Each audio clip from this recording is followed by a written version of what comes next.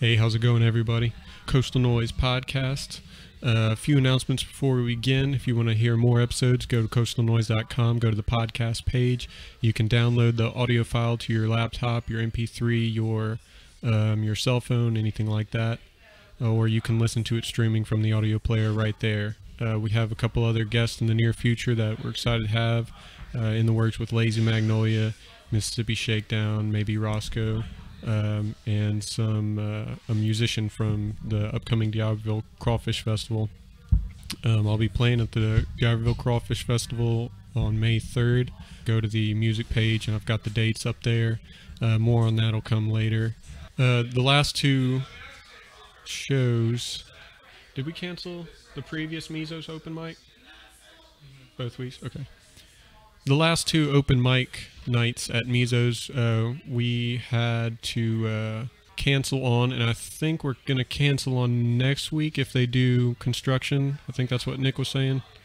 Yeah, so just keep up with us. Follow us on Facebook, Twitter, Stephen Lawson, Daniel Cavanaugh, and we'll be posting more on that if we can do it or if we can't do it. So today we're going to talk to the guys from responsible for the Kress Live development that's going to be going on in downtown Biloxi and what that will mean for the coast and how it incorporates music and art. So we'll get right into that. Coastal Noise Podcast, episode 28. Enjoy.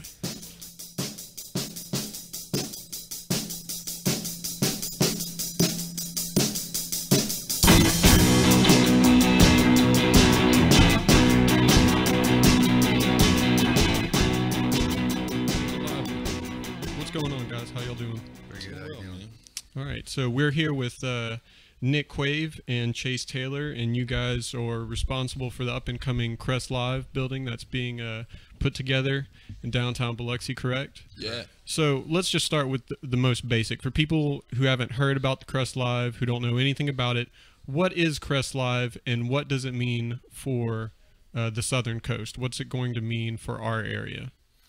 Well, Kress Live it's a multitude of things, but for us, it's a building that's been brought back to life. That's being brought back to life. That's going to house live music, concerts. We're going to have a ton of live entertainment. We'll have art, and it'll be really a hub for those type things. And so our bread and butter will focus on music, and we're going to do 120 to 150 shows starting July until next July. And so 365 days we're going to be doing shows. Could be any day of the week. And so from just a general standpoint, we're going to take over downtown Biloxi in terms of what we're going to bring to the area. And so what we want to do is just bring as many different acts from across the country. We're going to do A, B, C list musicians, every genre that you can think of. We're going to start July 1st. So when did y'all start originally? When did y'all decide that y'all wanted to bring this to the coast? Because this isn't the only venture that y'all have had, that y'all done art and music related things in this area, correct? Correct. We've been working on this project for probably about 3 years now, on getting all the details and the business model completed.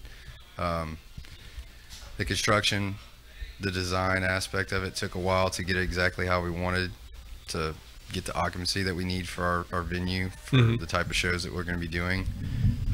We also did a lot of research and just going out to different venues in Florida, New Orleans, really all over the country, just to kind of get an overview of how we should operate our venue to be the most successful about it. So for us, we started the concept and we said, what needs to happen downtown Biloxi? What needs to happen in the community? And with Katrina and BP oil spill and the economic downturn, we said, it's obvious we need to inject some culture back into this area. And so, starting conceptually 3 years ago, we said, this is the concept that needs to happen. Well, good, that's great. It's a concept, but now how do we turn it into something that's a business that could be effective and produce revenue and things of that nature? And so we started really putting the logistics together. And once we understood, yeah, this is not just a concept, this could really work, make money, be successful, and do some really great things for the community. And we had to take that concept and then, flush through it and do our research. And so it's been a long time coming. I mean, there's a ton of moving variables associated with it. And so, just getting comfortable with all those variables, it takes time. So we got a good team that we put together, and we're comfortable with the guys around us. And, at the end of the day, that's what it's all about. Mm-hmm. How has art and music in your personal lives influenced what you wanted to bring to the table? Well, I mean, the Gulf Coast culture, I mean, that's what it's all about, is arts and music. And, without that, the culture dies. So we want to bring that back to the coast. It's a shame that nobody's kind of done this concept before, seeing where we're located from, and all the entertainers and art and everything that's came out of the state of Mississippi. That's what we're trying to do, is put it back on the map and let people be aware of what came from here and what's the future to come. Mm-hmm. So it's a really weird idea that this really is the birthplace mm-hmm. of so much art and music and so much soul. A lot of places throw around, oh, we're the best at this, we're the best at that, and probably people don't really understand that Mississippi really is, how much it truly holds, how much it, just from its,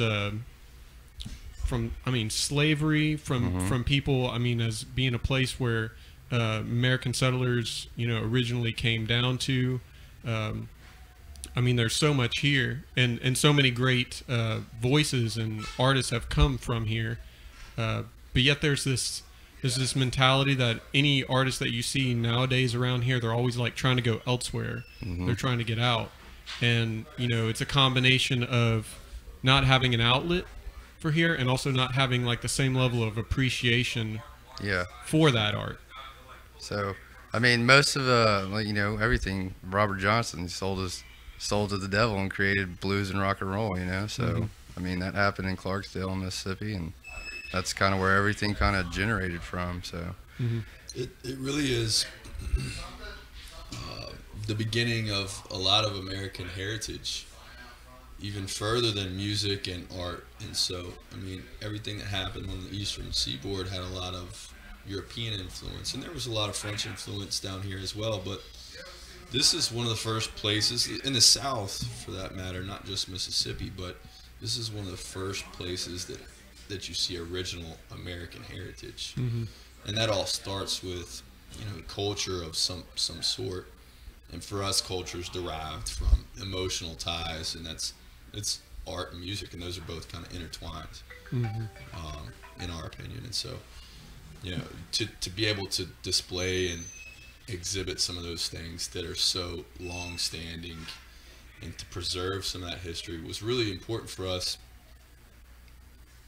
and doing it in a very world-class way. And so we had the opportunity to do this concept in Clarksdale, and there just wasn't enough infrastructure for us there, and so it just made much more sense to do it on the coast. You've got a little different mentality down here, and it's a pretty clean thoroughfare in terms of being in the middle of Mobile and in New Orleans, and you have a ton of those influences. We feel like this is kind of the Gothic coast, if you will, and just kind of an extension of New Orleans on down to the Panhandle. And so it really was just kind of a natural fit to be able to bring this back to life in an area that so desperately needed. The oil spill in Katrina, we mentioned it, but that really felt like there was a shop vac that just sucked a lot of the culture out of this area. And it was unfortunate, but really is what happened. It wasn't that there was a lack of demand. There was just no demand. And then, for new projects and things of that nature. And then I think a lot of people that wanted to do stuff down here, they had to kind of dig deep in terms of understanding what an identity was for this area. And that really starts with, with your emotion and your heritage and your culture. And so at the end of the day, I think it's just a natural fit. Mm-hmm. Yeah, you talked about preserving history and all and art and all this kind of stuff, but we should really be focusing on creating new forms of art. Because for all the talent that we do have here, we don't necessarily want people going to other places. I mean, it's great for people to expand their horizons, go in other places, but I mean, there's been a lot of greats who come down, like the Black Keys. You and I talked about the Black Keys, who went to Fat Possum Records, and we had R.L. Burnside, and you have Son House, and Mississippi Fred McDowell, and all these people that come from the Delta. I mean, slide guitar, came straight out of northern Mississippi, and all these kinds of things. So to foster those people and let them know that it's still happening here, and that way we can encourage more people to come down here. I mean, I think it's the perfect mix. And I mean, we have all the casinos and stuff that bring in tons of entertainment, but it's sometimes it can be a little bit catered. You know what I mean? Mm-hmm. You get more of those acts that are more just of a rehearsed line of showbiz, I guess you could say, like those Vegas kind of acts that are just for they get a little touristy, and I think that cuts out some of the soul that you get from artists that are really in tune with it. I mean, who's the guy who used to live on Ship Island or Deer Island for months at a time and create his artwork? You know who I'm talking about? Walter Anderson. Yeah, Walter Anderson. Yeah, all kinds of stuff. Yeah, see if you can find out what's the deal with the music too. It sounds like it's good stuff. It's just coming in louder than we are. Sorry about that, guys. No problem. No, that's cool. Real select. Yeah, go back into that, because I think you hit on a couple important things. I mean, preservation and building of new stuff, and then what's here now is very desirable. And I think that the reason that people do leave is because there's just no opportunity. So we do still have a ton of talented people down here that for a lot of reasons aren't exposed. Yeah. And I'm going to say it's also a balance of making sure that the area that you put it all in, that you want to foster all the art and the music, doesn't become so commercial that it starts to cater to more of people who just are like you take LA for example. Now granted, LA is where a ton of good art and music comes out of, but I mean it's also like the cancer spot of America. It's pretentious. It's done. Everybody out there has their own internal motivation. Every single meeting that's had is to progress a relationship and to progress a position, if you will, in that social space. And it's not done from a grassroots standpoint. It just is not. And so I think that having that grassroots mentality down here, having Southern hospitality, and all those things that I really feel like the South is about, that's why things have flourished so much down here. Yeah. And like you said before, in casinos, these acts that are brought in, you look at your typical act in a casino, 300 tickets are typically sold on every act. The rest of them are given away. So the guys that really want to be there, the patrons that really want to come to these shows, generally aren't coming. So you got 300 on, in a 2,000 person venue. That's a small percentage of the people that are really there to see the acts, And so the atmosphere that takes place in a lot of these casinos, more power to the casinos, because they really are bringing down some great entertainment in some cases. But it's just different than the grassroots of what we really want live entertainment and culture to be. How much culture can you get if 80-70% of the people that are there just because they got free tickets? Right. Well, with the casinos, a lot of times it's just like, how much money can you make us? How many people can you bring in? So it's always people who are already, at the top of their game, or who can sell tickets or bring people in to gamble. Yeah. So you don't have the smaller people that are talented and local performing there very much. So we've got a lot of great relationships with the casino guys, so we don't think anything negative about those guys. We run our business a little bit differently, in that it is about that atmosphere. It is about the experience you have and how you directly relate to the musicians and the art that's being exposed, because it's all art. It's about the people that come and that experience, because we want to create a destination for these musicians as well as the patrons. And so the patrons that come and see our venue, well, yeah, it's all about that experience, but it's also about the musicians that come to the area, and how we have a unique environment and want to continue to be that destination for those guys for years to come. And I mean, the casino shows are great, especially the acts they're bringing in, you know, but if you've ever been to a casino show or a private venue show, you know, the private venue show is just a lot more intimate. It's just, you know, to me personally, it's a better show altogether, you know. So that's what this city's lacking, and that's what we're trying to bring to the coast. You know, outside of the casinos, there's not a whole lot of outdoor entertainment or anything outside of the casinos. So, you know, the more that we can bring and the better things that we can bring to the coast, it works for both parts. So that's what and the look and feel is going to be indigenous to the area. You're going to walk into this venue, and when you come from DC or you come from LA, you're going to understand just by being in the venue what the coast is all about. You're not going to have different color carpet. You're not going to feel like you're in Atlantic City. You're going to feel like you're on the Gothic coast, on the Mississippi Gulf Coast. And if you step foot in one building and you can understand that building's going to be Kress Live. I mean, we're going to have exposed bricks that tell a story of this historic building.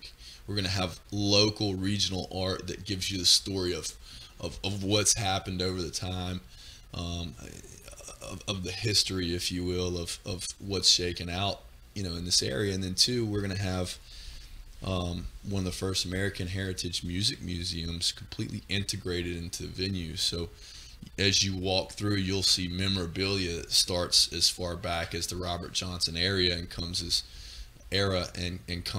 as far forward as say Johnny Cash and Elvis Presley, if you will.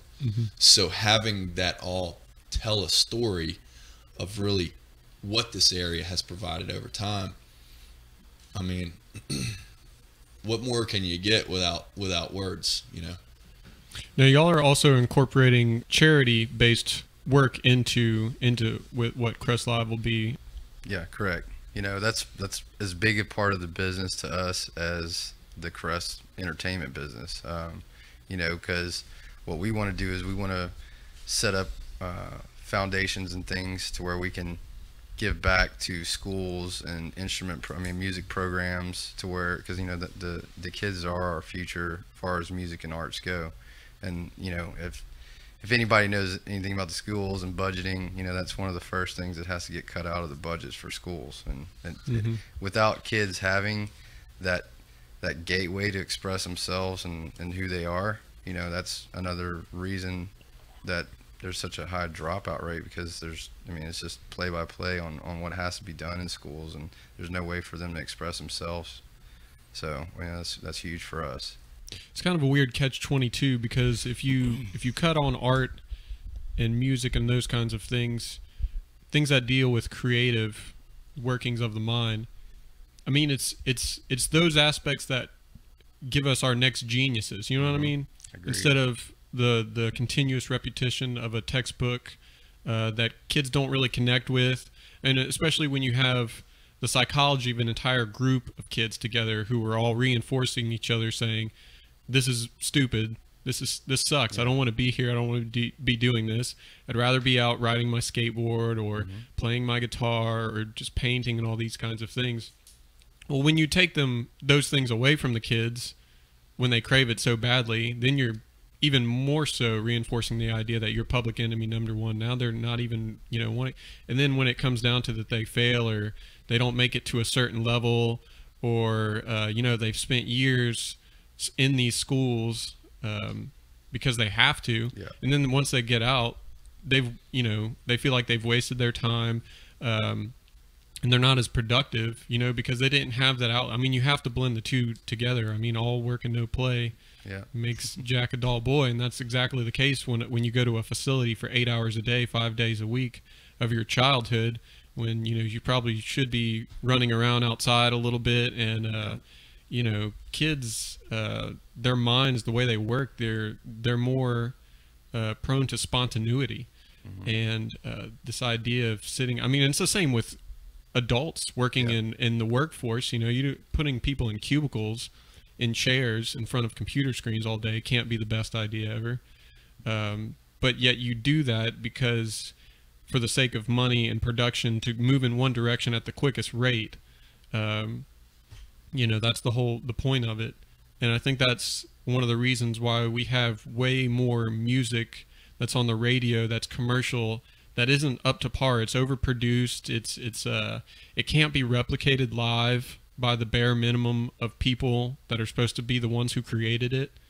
So all of this just goes back to the fact that the more grassroots, the more bare it needs to be, and the more that needs to be emphasized for kids at the youngest level. It's just like when you take kids to learn another language when they're young, or that's the best example I can think of, because I'm thinking of my own family, who younger kids who you try to put them in front of Dora the Explorer or something like that, and research has shown you got to start kids at a younger age with those things, because it just makes it better for them to become integrated with it in the future. So yeah, I mean, that's a perfect reason why organizations and charity work like that should be in place totally. And when budget cuts happen, and those things get cut out, that is usually the first to go, because it's not associated with high levels of productivity and money making. But I mean, if you kill creativity, then I mean, you've got a rat in a lab experiment in a cage. Yeah. And I mean, we have our own approach to how we're gonna go forward with the foundations, but just through our resources with guys that are interested in the same end results as we are. We're affiliated with the guys that manage the John Lennon bus. That's huge. I don't know if anybody's heard of that before, but I have not. Can you? What exactly? I'm gonna let Chase explain, because he knows a little bit more about it than I do. So the Lennon Tour Bus is just an incredible philanthropic effort. What they do is, we met these guys out in Anaheim, and Yoko Ono owns the bus, and it's $18 million bus, just heavy with every type technology that you can have in terms of recording. And so these guys tour around the country, and they call communities that they have relationships with, like us, for example, and they say, okay, regardless of income bracket, we want you to give us your best student musicians around the coast, if you will. And then they come to the area, and we pick out 3 or 4 musicians, young student musicians that are still in school, say from the ages of 8 to 17 or something like that. And they take these kids, they bring them on the tour bus, they write a song, they record the song in a world-class studio, right? It's all integrated into the bus. And then they film an actual video, MTV, worthy, if you will. And then they take these videos that they've recorded all in 24 hours, and they blast them out to their resources across the country. And so these kids that, may be completely poor and never have the opportunity to have this, luxury, they now are potentially in front of thousands of people, agents, and other people that will be looking at their music from a comprehensive level. And so it's really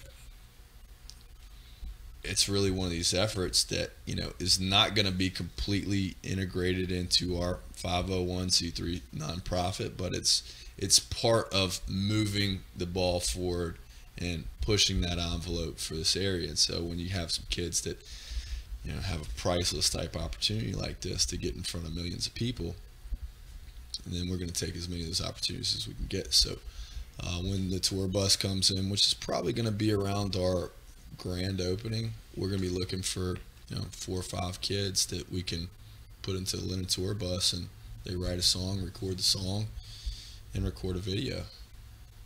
Very cool. So that type of stuff is stuff that we're really excited about, and that goes back to culture, because culture is every level of, you know, age bracket that you could think of. And if we're not progressing the young folks as much as we're offering opportunity for, you know, folks our age and beyond that, then I think that we're missing the boat. Yeah. Well, that's very cool, because I mean, that is one of the reasons that people go outside the state, is because major labels, record companies, are in other parts of the country. So in the case of the Linen tour bus, that's really cool that they can get that shot out there to that. That's kind of one thing that we could really use as a major label around here. I know there's a lot of little studios and private studios and things like that, but I mean, I think that would be another thing that would be huge, you know, because especially since, I mean, I called Fat Possum Records maybe like a year ago or something, because I wanted to go up there and do a tour of the place and just talk to the guys there, and they told me it had been shut down, which was a total bummer for me, because I had just watched like an R.L. Burnside documentary that was created by the guys of Fat Possum. I think his name's Matt. And just all that they had been a part of, you know, and it's just like another something else gone to the wind, you know. And you know how much of that is because they just didn't have the right amount of attention, or like nobody knew, you know what I mean? Yeah. So that would be another huge thing. I think that'd be really cool. Well, that's something that you hit on a while back, was not just necessarily preserving what happened in the past, but creating new stuff. And if you don't have the facilities and you don't have the world-class environment, recording studio, if you will, you'll never be able to get to that level that LA and Atlanta and New York are doing. And so if we have the talent down here, it's just unfortunate that we don't have the facilities. And so part of our efforts are, you know, if you come and you play at Kress Live, we're going to let the musicians leave with a raw data card that has HD video and HD audio based on what they've played, the entire set that they've played. So we give them this raw data card. They do what they want to with it. But that opportunity, a lot of these C-listers, a lot of these regional and local guys don't necessarily have all the time. I mean, recording studio money takes time. That's why it takes money. And so that's why a lot of those facilities aren't here, just because it just doesn't make sense in a lot of cases financially. So we want to have that as an amenity to attract some of these musicians. And then too, we will have academies, music academies in the daytime for kids and young adults and adults too, to come and play in an environment on a world-class sound system that they might, you know, professionally be playing in the future. So some of those facilities, we're just creating something that just isn't here. I mean, it's not that there's no demand for it. It's just that there's nothing. So we've got to start somewhere, and it's important for us to build it the right way on the front end. So, you know, so we can really, you know, plan for the future and hold on to some of that culture that might be leaving the areas and going to Atlanta, going to New Orleans, because it is a little easier to be successful in those places.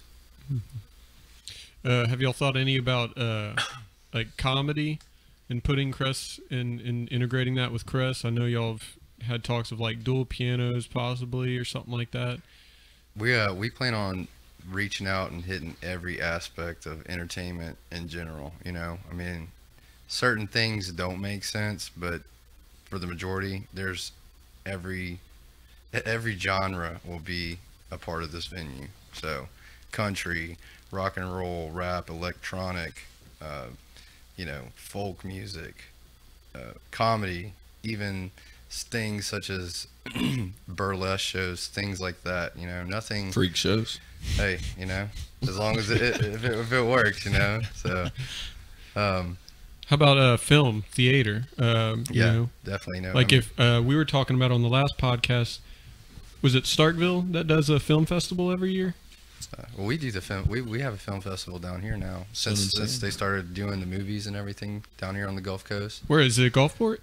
Sun and Sand Biloxi. Film Festival. They had one in Biloxi, and then I believe they did something in Gulfport as well. So every year the Sun and Sand Film Festival does a show, and we've actually been communicating with them guys and see if there's a way that we can work together on doing a better production deal with that as well. So we Kress Live will be a sound stage, so recording will be available there. I mean, we've built the infrastructure on the front end to film. I mean, we could film anything we want to in there. So we've thought about doing. I mean, there's a lot of tax incentive programs out there now to help expand the film industry in Mississippi. And I think that Louisiana is a great testament for what can happen over the course of about 5 years. I mean, they're I think third or fourth in line in the country in terms of actual video production. So with the right tax incentives, and I think our state has a ton of good ones. Again, you got to have facilities to be able to house some of that stuff. So I think we're heading in that right direction, and we will be available to to come in and do some recording stuff if it makes sense for the parties that are involved. Our venue's a little unique outside of other venues around, because with Kress Live we're going to be doing our in-house productions. Like he said, it's 120 to 150 shows a year, but outside of that, when we're not having shows booked, our venue is available to the public. So we're going to be housing weddings, meetings, political functions, art shows, fashion shows. The Tattoo wanted to do a convention down there where we'd be posted at, where we're also going to be doing co-op things with other production companies and guys from New Orleans. We're going to be bringing a lot of jazz and brass bands and things like that. This coast really doesn't have a whole lot of entertainment down here. So we're going to be spreading everything out. So so if there's an opportunity that you or some of your listeners might have, we're open to being creative.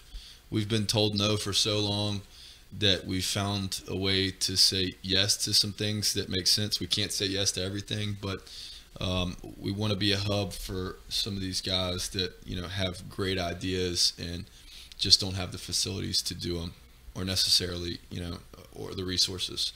We've got some great resources that we've built over the years, and we've got the real opportunity to do some wonderful things, and we feel like Kress is a tool to accomplish a lot. It's going to be a very versatile space, and so we don't want to limit ourselves to anything, and we're open-minded, and we feel like we're pretty creative in terms of thinking outside the box. And so we've got our bread and butter with live shows and entertainment, and we're going to be doing everything that you could possibly think of, and if there's some other potential opportunities out there, we'd love to hear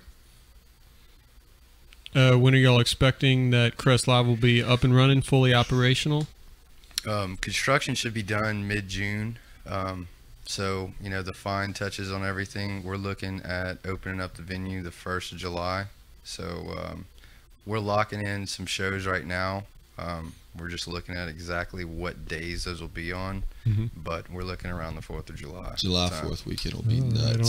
So yeah.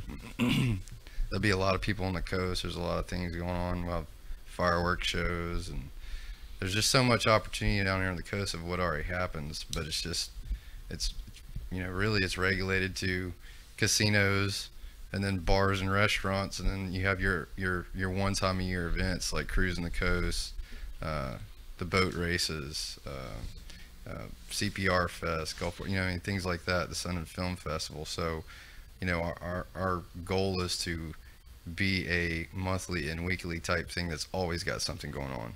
So, that's our goal. Very cool. Well, guys, I appreciate y'all coming down and having a chat with us. We're real excited and looking forward to what Kress Live is going to be in the future. So really appreciate it. I mean, this all came about. I read y'all Sun Herald article that recently came about. I looked you up, Chase, and actually through your Facebook, and I found one of your pictures was of the King Crimson, the 21st. I wanted to talk to you before then. I saw that picture. I was like, all right, I got to talk to him now. Yeah, man. I knew it was right up the alley. So if more people want to find out about Kress Live and the developments that's going on, where can they find y'all at? www.kresslive.com. We're posting updates on construction starting next week, so you'll be able to kind of watch how things are developing. And then social media, www.facebook.com/KressLive. So it's KRESS. And we're going to be doing some hiring too. So if some of your listeners out there, want to be integrated into Kress Live and work in a challenging environment that you might not have the opportunity to outside of this in particular style, we'd love to entertain that. We've got PR positions, marketing positions, security, bartenders, bar backs, things of that nature, and then we're going to also do event services, so banquet style experience. If you have anything in that nature, we send us your resume. Right on. And that's you can do that at chase@kresslive.com. All right. Well, guys, we wish you both the best of luck. We hope everything goes smoothly for you. We'd love to talk with you later on down the road to see how things are going. And thanks again for doing this. We appreciate it a lot. Yeah, appreciate it. Thanks for your time, man. Appreciate you inviting us. All right, everyone, that's it for the show. Go to coastalnoise.com if you want to hear the other podcasts that we have. Again, you can go to the music page. I have the date up for the Crawfish Festival. I'll be playing there May 3rd with Danielle Lynn. You can hear some other tracks and all that good stuff. That's all. Good night.